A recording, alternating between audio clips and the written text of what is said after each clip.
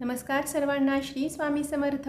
तर आज आपण पाहणार आहोत स्वामींचं सतत आपल्या घरात जर नामस्मरण घडत असेल तर आपल्यासोबत काय घडतं, म्हणजेच आपल्या घरातील वातावरण कसं होतं याची संपूर्ण माहिती आपण इथे पाहणार आहोत.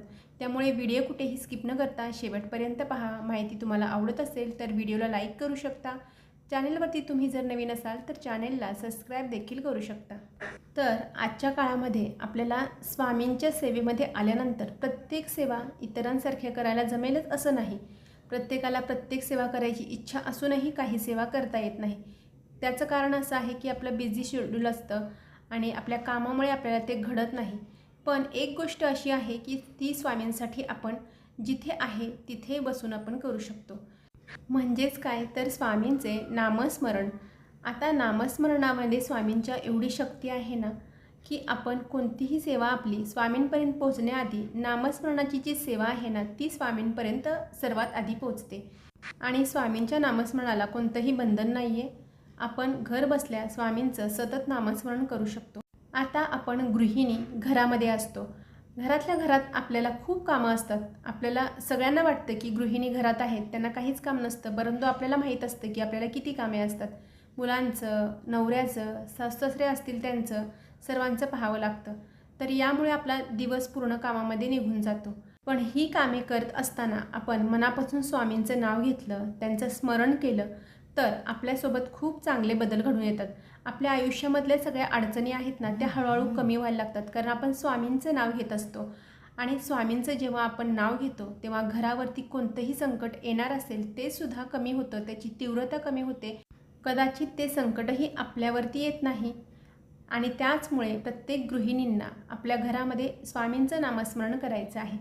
त्याचप्रमाणे स्वामींचं सतत आपल्या घरामध्ये नाव घेतल्यामुळे, त्यांचं स्मरण केल्यामुळे आपल्या मुलांवरतीही त्याचा परिणाम दिसून येतो.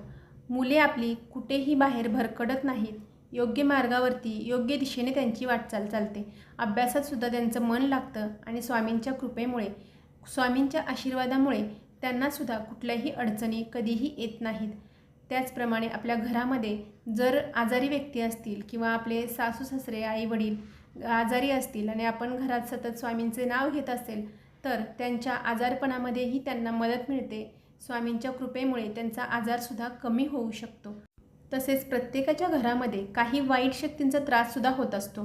तर स्वामींच्या नामामध्ये एवढी ताकद आहे की ते आपण सतत केल्यामुळे कोणत्याही वाईट शक्तींचा घरामध्ये प्रवेश कधीच होत नाही. तसेच घरातील नकारात्मकतासुद्धा दूर होण्यास मदत होते आणि घरामध्ये सकारात्मकता येते. सर्व कामे आपली सुरळीत चालू लागतात. असं नाही आहे की आपल्यावरती संकटं येत नाहीत, परंतु त्या संकटाची तीव्रता, त्या संकटाची जी काही ताकद आहे ती खूप कमी होते स्वामींच्या नामस्मरणामुळे. आणि म्हणूनच आपल्याला घर बसल्या सतत स्वामींचं नामस्मरण करायचं आहे. त्यासाठी आपल्याला जास्त काही खर्च येत नाही किंवा वेळही लागत नाही. जे आपण काम करत आहे त्या कामासोबतच आपल्याला स्वामींचं नामस्मरण करायचं आहे. त्यामुळे ते कामही छान होतं आणि स्वामींचं नाव आपल्या मुखात असल्यामुळे आपल्याला कसल्याही अडचणीतून मुक्तता मिळत असते. कारण स्वामींना आपले नामस्मरण अतिशय प्रिय आहे. ती त्यांची सर्वश्रेष्ठ सेवा आहे. आणि स्वामी म्हणतात, माझं मनापासून नाव घे, मी तुझ्या पाठीशी उभा आहे. आणि कुणीतरी असं म्हटलेलंच आहे की ज्याला स्वामी नामाची गोडी लागली त्याचा संसारामध्ये कधीच विघ्न येत नाही, त्याला कसलाही त्रास होत नाही. स्वामींचा आशीर्वाद त्याला मिळत असतो. आणि आपल्या स्वामींची एवढीच फक्त सेवा जरी केली ना तरीसुद्धा स्वामी कृपा आपल्यावरती होते. आपल्याला काही 1 तास 2 तास बसून स्वामींची सेवा करण्याची सुद्धा गरज नाही आहे. फक्त शुद्ध अंतकरणाने स्वामींना स्मरण केलं तरीसुद्धा स्वामींना चालते, त्यांच्यापर्यंत आपली सेवा पोचते. तर ही होती छोटीशी माहिती, नामस्मरणाची ताकद. आणि तुम्हाला जर ही माहिती आवडली असेल तर व्हिडिओला लाईक करू शकता. चॅनलवरती तुम्ही जर नवीन असाल तर चॅनलला सबस्क्राईब देखील करू शकता. तोपर्यंत सर्वांना श्री स्वामी समर्थ.